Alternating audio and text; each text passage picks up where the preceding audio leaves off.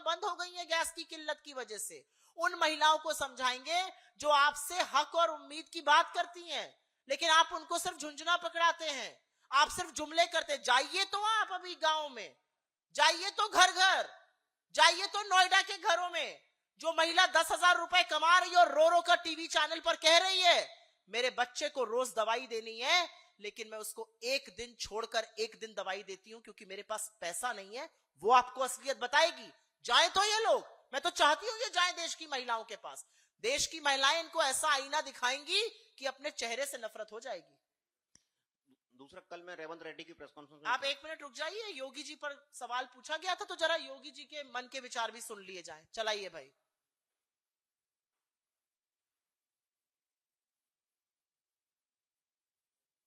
आवाज नहीं है, चलिए आप तब तक सेट करिए, आप सवाल पूछिए।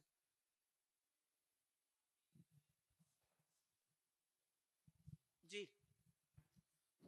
मैम, आपने अपने एक जवाब में कहा कि जिस चीज की हार हुई है वो है परिसीमन। पार्टी लाइन क्या कहती है मैम? क्योंकि ऐसा लगता है कि विपक्ष अभी मुद्दा ये है कि ये परिसीमन जो है वो महिला आरक्षण बिल से जोड़ के देखा जा रहा है। क्या कांग्रेस को ये लगता है कि परिसीमन अब इतने बड़े देश में समय की मांग है? क्योंकि आप लोगों का ये बार बार कहना कि नॉर्थ में चूंकि भाजपा और एनडीए मजबूत है तो परिसीमन नहीं होना चाहिए, ये अपने फायदे के लिए ऐसा कर रहे हैं। लेकिन जब आप ऐसा कहती हैं तो क्या ऐसा नहीं है कि आप लोग भाजपा और एनडीए के लिए प्रचार कर रहे हैं? कांग्रेस का एक ही मत है, मैं सवाल समझ गई आपका। कांग्रेस का एक ही मत है कि जो भी निर्णय हो वो विभाजनकारी नहीं हो सकता है। वो दक्षिण की राज्यों की, छोटे राज्यों की, पूर्वोत्तर के राज्यों की आवाज का दमन नहीं कर सकता है। और जो ये करना चाह रहे थे उससे उनकी आवाज कम होती, उनकी आवाज को स्टाइफल किया जाता, उनकी आवाज का दमन होता, उनके प्रतिनिधित्व को कम किया जाता। कांग्रेस पार्टी का स्टैंड बिल्कुल क्लियर है। आप छोटे राज्य हो, आप बड़े राज्य हो, आप हिंदी भाषी हो, आप गैर हिंदी भाषी हो, हम सबकी एक भूमिका इस देश के को चलाने में है। हम सब एकजुट होकर भारत को बनाते हैं और मुझे लगता है जीत जो है वो इस देश की अखंडता की, एकजुटता की और एकता की हुई है। जो संघीय ढांचे पर प्रहार करने ये जा रहे थे उसकी जीत हुई है। हमारे संघीय ढांचे को सुरक्षित रखना और संविधान को मुस्तैदी से कायम रखना ये हमारा कर्तव्य है और कांग्रेस पार्टी इसके लिए प्रतिबद्ध है। जी सवाल था यहाँ पे किसी का? हाँ चला दीजिए वीडियो।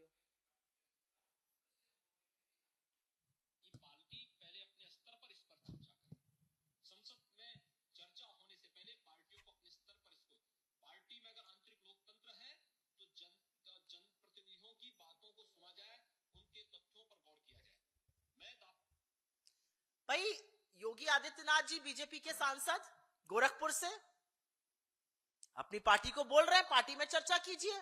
पार्टी का ट्रैक रिकॉर्ड मैंने आपको बता दिया। सारे दलों में सबसे कम प्रोपोर्शनेट रिप्रेजेंटेशन विमेन का इस लोकसभा में बीजेपी का 12.9%, लोकसभा के एवरेज 13.6% से कम, विधायकों में 9.9%, देश के एवरेज से कम। तो आईना तो यही दिखा रहे हैं और ये आज आकर बात कर रहे हैं, द्रौपदी के चीरहरण जैसे शब्दों का प्रयोग कर रहे हैं। द्रौपदी के चीरहरण पे सारे सभ्य समाज का सिर झुका होना चाहिए, उसका नाम नहीं लेना चाहिए। ये असलियत है। जी हाँ, इनको माइक दे दीजिए भाई, लास्ट, इसके बाद खत्म करेंगे, बहुत लंबा हो गया। जी क्या मैम अपने राजनीतिक हित को साधने के उद्देश्य से भारत को गणराज्य बोला तो उन राज्यों को छोटे छोटे टुकड़ों में बांटने की साजिश की तरफ नहीं जाता है? मुझे जो कहना था मैंने परिसीमन में रेवंत रेड्डी की प्रेस कॉन्फ्रेंस था, बहुत सी बातें उन्होंने नहीं कही, लेकिन हम समझ सकते हैं वो उनका इशारा बार बार था कि हम आर्थिक रूप से आप लोगों से बहुत, उत्तर भारत से बहुत मजबूत हैं। धन्यवाद के साथ। आप जो बातें आपने समझ ली वो आप रिपोर्ट करिए, मुझे क्यों समझा रहे हैं, मुझे क्यों बोल रहे हैं? आप प्रबुद्ध पत्रकार हैं। मेरा अपना मानना है कि हर राज्य का, चाहे वो यूपी हो, बिहार हो, मणिपुर हो, मेघालय हो, तेलंगाना हो, कर्नाटका हो, केरल हो, आप किसी भी राज्य की बात करिए, जो हिंदुस्तान का एक बड़ा खूबसूरत गुलदस्ता है ना, उसमें सब बड़े सुंदर सुंदर फूल है। एक भी फूल के बिना वो गुलदस्ता अधूरा है। तो कुछ फूलों को मुरझाने के लिए मजबूर ना किया जाए कि वो फूल बेचारों, उनकी आवाज कम हो जाए, उनका पोषण कम हो जाए। क्यों ऐसा हो?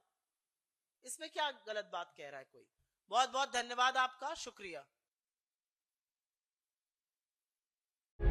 प्रभातखबर.com, विश्वास वही, रफ्तार नहीं।